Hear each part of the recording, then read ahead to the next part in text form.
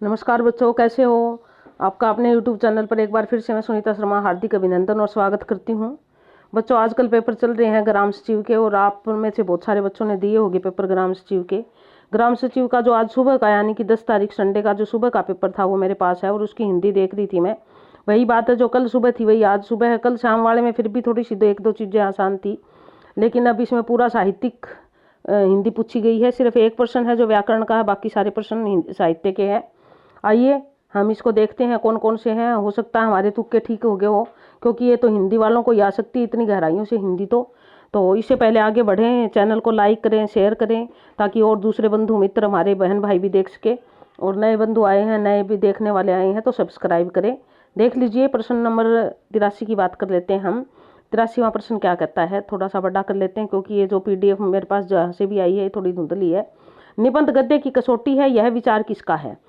अब निबंध को गद्य की कसौटी किसने माना है। अब नीचे अगर बात करें, शिवदान सिंह चौहान, रामचंद्र शुक्ल, महावीर प्रसाद द्विवेदी, हजारी प्रसाद, ये चारों के चारों आलोचक है और इन्होंने सबने निबंध के बारे में लिखा, निबंध लिखे भी है सबने। तो यहाँ पर ये जो लाइन कही है निबंध के संदर्भ में, ये रामचंद्र शुक्ल जी की है, यानी कि बी ऑप्शन ठीक है इसका, बी ऑप्शन रहेगा इसका उत्तर।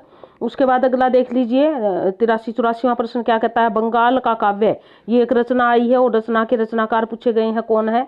बंगाल का काव्य किसकी रचना है। हमारे हिंदी ये सारे हमारे लेखक भी है और कवि भी है जो नीचे जिनके नाम है जितनों के दिए हुए हैं। निर्मल वर्मा लेखक है, भीष्म साहनी लेखक है, रघुवीर साय कवि और लेखक दोनों, हरिवंश राय भी कवि और लेखक दोनों है। अब बंगाल का काव्य किसने लिखा है, हरिवंश राय बच्चन जी ने लिखा है। उनकी बहुत सारी हर विधाओं पर रचनाएं हैं और ये बंगाल का काव्य भी उन्हीं की रचना है, तो इसका ऑप्शन भी हमारा क्या रहेगा, बी ऑप्शन रहेगा। उसके बाद अगला देख लीजिए, इनमें से कौन प्रथम सप्तक के कवि थे। देखिए हमारे हिंदी साहित्य वालों को तो पता है, अगर हम हिंदी साहित्य की बात करें तो हिंदी में 3-4 बार सप्तक निकले थे। पहला सप्तक जो था 1943 में निकला था, दूसरा सप्तक 1951 में निकला था, और तीसरा सप्तक जो है 1959 में, यानी कि 8 साल बाद। पहला जो 8 साल पहले के 8 साल बाद 1951 में दूसरा, दूसरे के 8 साल बाद 1959 में तीसरा, और चौथा तो फिर 1969 में निकला था, काफी बाद में निकला था। तो ये बात करते पहले सप्तक को पहला सप्तक नहीं बोलते, तार सप्तक बोलते हैं पहले को, और दूसरे को दूसरा, तीसरे को तीसरा, चौथे को चौथा। तो तार सप्तक 1943 में निकला है। तार सप्तक की बात पूछी गई है इन्होंने, प्रथम सप्तक यानी कि तार सप्तक। इसके यहाँ पर जितने भी कवि दिए गए हैं उनमें से ये अलग अलग सप्तकों के कवि है, लेकिन एक दो है इसमें जो है भी नहीं। कुंवर नारायण भी सप्तक के कवि थे। नेमीचंद्र जैन की बात यहाँ अगर हम करें तो तार सप्तक के कवि नेमीचंद्र जैन है। देखिए जो सप्तकों की बात आती है तो हमारे सामान्य बच्चों की तो क्या बात करें, जो हिंदी पढ़ रहे हैं वो भी अक्सर भूल जाते हैं, क्योंकि प्रत्येक सप्तक में 7-7 कवि है और 7 चौके 28 कवियों को बिल्कुल ऐसे ही सीक्वेंस में याद रखना बड़ा मुश्किल हो जाता है। तो इनका एक तरीका होता है, जैसे हम इसकी तार सप्तक के कवियों की यदि बात करें तो इसमें जैसे हमारे 7 कवि थे। अब 7 कवि कौन कौन से थे उनकी बात करते हैं। तो यहाँ पर सबसे पहले तो 1900 कब निकला था, 1943 में निकला था, इसको ऐसे ले लेते हैं 1943 में। फिर इसको एक लाइन बनाते हैं हम, अज्ञे ने, फिर कहते हैं चंद्र भारत को, ये एक ही पेज है इसलिए ऐसे हो रहा है, अज्ञे ने चंद्र भारत को विलास मुक्त कर गिरी परब और किया। इस तरह करके क्या है, हमने एक लाइन बना ली। अब देखिए सबसे पहले तो 1943 आया, यानी कि ये कब निकला, तार सप्तक हुआ गया। आगे जो है इसके संपादक आगे, फिर आया हमारा चंद्र नेमीचंद्र जैन, एक बार पढ़ने पड़ेंगे लेखक तभी याद आएंगे। भारत भूषण अग्रवाल, उसके बाद अगला नाम जो आता है भारत भूषण अग्रवाल के बाद फिर है हमारा रामविलास शर्मा, मुक्त गजानन माधव मुक्तिबोध, गिरजा कुमार माथुर, परब प्रभाकर माचवे। तो इस प्रकार हमारे 7 कवि हो जाते हैं। इस प्रकार लाइन बना के जो है ना हम कवियों को याद कर सकते हैं। इस प्रकार के वीडियो के अंत में बताऊंगी आपको तीसरा, चौथा और दूसरा तीसरा सप्तक के कवियों के नाम भी आप कैसे याद कर सकते हो। तो एक बार इसको देख लेते हैं हम क्या है। तो ये हमारा सप्तक वाला कौन सा था प्रश्न, बंगाल का काव्य हो गया था। उसके बाद ये था प्रथम सप्तक, तार सप्तक का कवि कौन था। अवतार सप्तक का कवि कौन है? ए ऑप्शन आएगा, नेमिचंद्र जैन। त्रिशूल उपनाम से कौन लिखते थे? देखिए भारत के हिंदी साहित्य में जो है ये परंपरा रही है, पहले उपनाम से ही लिखते थे अधिकतर, आजकल तो ये परंपरा नहीं है खैर। तो उपनाम कोई ना कोई देते थे, जैसे मान लो नागार्जुन की बात करें तो वो यात्री उपनाम से मैथिली में लिखते थे। नागार्जुन भी उनका उपनाम ही था, मूल नाम तो वैद्यनाथ मिश्र था। इसी प्रकार प्रेमचंद की बात करें तो प्रेमचंद भी उनका उपनाम ही था, मूल नाम तो उनका जो है ना धनपत राय था, और वो जो है वो नवाब राय के नाम से उर्दू में लिखते थे। तो बहुत सारे जगन्नाथ दास रत्नाकर जकी उपनाम से लिखते हैं। इसी प्रकार जो है केशव को कठिन काव्य का प्रेत भी कहा जाता है। अलग अलग कुछ के तो उपनाम है और कुछ उपनाम से लिखते थे, इस प्रकार की बात है। तो यहाँ त्रिशूल की यदि बात होती है तो गया प्रसाद शुक्ल स्नेही जो है बी ऑप्शन आएगा इसका, वो त्रिशूल उपनाम से लिखते थे। 86 का जो है वो बी ऑप्शन रहेगा। उसके बाद 87वां देख लीजिए।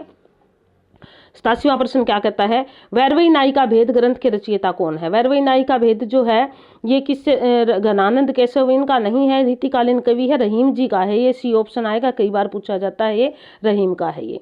उसके बाद जो है भाव विस्तार को खालिस्तान भी कहा जाता है। अगर आपने थोड़ा सा भी ध्यान दिया होगा, भाव विस्तार ये जब भावों का कहते हैं पल्लवन होता है तभी भावों का विस्तार होता है, तो ए ऑप्शन रहेगा। भाव विस्तार को पल्लवन भी कहा जाता है, ए आएगा इसका। उसके बाद अगला देख लीजिए 89 का। हिंदी में वैज्ञानिक आलोचना का सूत्रपात किसने किया? यानी कि हिंदी में यदि वैज्ञानिक आलोचना की बात करें तो वैज्ञानिक आलोचना के दाता कौन है, किसने?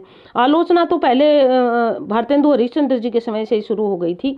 महावीर प्रसाद द्विवेदी ने भी साहित्यिक रूप दिया, बहुत सारे आलोचक थे बहुत अच्छे, ये भी शिवदान सिंह चौहान भी, डॉक्टर रामस्वरूप चतुर्वेदी। यहाँ पर यदि वैज्ञानिक आलोचना की बात आती है तो यह आचार्य रामचंद्र शुक्ल का नाम आता है, जिन्होंने वैज्ञानिक यानी कि तथ्य पर आधारित जो आलोचना थी वो आचार्य रामचंद्र शुक्ल जी ने की।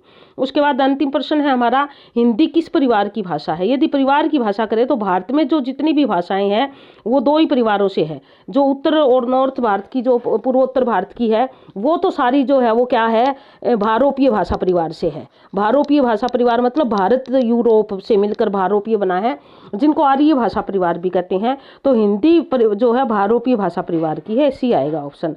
दूसरा जो परिवार है वो है द्रविड़ भाषा परिवार। द्रविड़, ये जो है साउथ की जो 4 भाषाएं हैं हमारी, तमिल, तेलुगु, कन्नड़ और मलयालम, वो द्रविड़ परिवार से है। तो हिंदी में 2 ही परिवार चलते हैं। 12 परिवार, वैसे पूरे विश्व को जो है 12 परिवारों में बांटा गया। विश्व की लगभग 3,500 भाषाएं हैं और उनको 12 परिवारों में बांटा गया है। लेकिन यहाँ बात हो रही है हिंदी की, तो हिंदी भारोपीय भाषा परिवार से है। तो ये तो हमारे थे प्रश्न। उम्मीद है कि आपको ने मिलान कर लिया होगा, लाइक भी कर दिया होगा, शेयर भी कर दिया होगा। नहीं करा तो जल्दी से करो। और अब मैंने आपको एक शुरुआत में बात की थी कि मैं सप्तकों की बात करूंगी, तो चलिए उन सप्तकों की बात कर लेते हैं। अगर आपने थोड़ा सा, अगर आपके मन में है कि हमें करना है तो देख लीजिए। फिर आया था हमारा दूसरा सप्तक। दूसरा सप्तक जो था वो प्रकाशित हुआ 1951 में, यानी कि 43 और 8 51 हो गए, तो आप ले 8 साल के बाद 1951 में। इसके जो 7 कवि थे उन कवियों की बात पहले मैं आपको कवि बता देती हूँ। दूसरा सप्तक के 7 कवि कौन कौन थे? भवानी प्रसाद मिश्र, शकुंतला माथुर, एक महिला भी है इसमें, पहले वाले में कोई महिला नहीं थी। हरिनारायण व्यास, शमशेर बहादुर सिंह, नरेश मेहता, रघुवीर सहाय और धर्मवीर भारती। ठीक है, ये इसके 7 जो है लेखक हैं। तो फिर हम इसको भी ऐसे कर लेते हैं 1951 में अज्ञेय, ठीक है, उसके बाद के साथ ऐसे कर लेते हैं। इसको याद करने के लिए इसकी जगह आप और भी कोई लाइन कर सकते हो, ठीक है। उसके बाद अगला आगे देखिए क्या करना है हमें। इसका अज्ञेय के 7 तक तो हो गया, क्योंकि हमारे पास जगह थोड़ी, इसलिए मैंने इसको डिलीट किया। उसके बाद देखिए नारायण, रघुधरम, इसके बाद नरेश, और फिर क्या आ गया हमारा भवानी, राम, शकुंतला, ये बनते हैं हमारे। अब इसको लाइन आप किसी प्रकार भी बना लिए। अज्ञेय ने जो ना रघु नरेश के साथ धर्म नारायण होकर भवानी पर जाकर भवानी और राम ने जाकर शकुंतला पाठ करवाया। इस प्रकार करके आप इसको याद कर सकते हो, क्योंकि हमें पहले लेखक छांटने हैं और उसके पास एक लाइन बनानी है, ठीक है। ये तो था हमारा दूसरा। उसके बाद हम बात करते हैं तीसरे सप्तक की। कौन सा सप्तक? तीसरा सप्तक। तीसरा कब निकला? उसके 8 साल बाद। 8 साल बाद कब होगा? 51 के 8 59, ठीक है। तो इसमें इसके जो पहले मैं आपको लेखक बता देती हूँ, इसके जो कवि थे 7, वो कौन है? प्रयाग नारायण त्रिपाठी, शाही नहीं है। कुंवर नारायण, कीर्ति चौधरी, ये महिला है इसमें। केदारनाथ सिंह, मदन वात्स्यायन, विजय देव नारायण शाही, सर्वेश्वर दयाल सक्सेना। तो इसमें क्या क्या हो गए हमारे, अब देखिए इसको देखते हैं हम। प्रयाग नारायण, सबसे पहले तो प्रयाग, फिर हमारा आ गया विजय, विजय का मतलब विजय देव नारायण शाही, कुंवर नारायण मदन के द्वारा कीर्ति सर्वेश्वर, प्रयाग विजय। अब इसको ऐसे कर सकते हैं, लाइन हम ऐसे बना सकते हैं, प्रयाग विजय, ठीक है। उसके बाद कुंवर मदन के द्वारा, प्रयाग विजय कुंवर मदन के द्वारा, ठीक है, कीर्ति सर्वस्व हुई, क्या हुई, कीर्ति। फिर हम इसको ऐसे लिखते हैं तो हमारा जो है वो सर्वेस्व, सर्वेस्व लिख देते हैं, सर्वेस्व हुई। ऐसे करके राइम बना लेते हैं तो हम ये देखिए सारे याद रहेंगे। पहला था प्रयाग नारायण त्रिपाठी, दूसरा विजय देव नारायण सिंह, कुंवर नारायण मदन वात्स्यायन, ये देखिए प्रयाग नारायण, फिर विजय, कुंवर नारायण मदन वात्स्यायन, और उसके बाद कीर्ति चौधरी और सर्वेश्वर दयाल सक्सेना, और अज्ञेय तो है ही हमारा, अज्ञेय तो शुरू में ही आ जाएगा। इस प्रकार करके हम इनको जोड़ जोड़ के याद कर सकते हैं। अगर आप इस प्रकार याद करोगे तो हो जाएगा। तो वीडियो देखने के लिए धन्यवाद, देखते रहिए।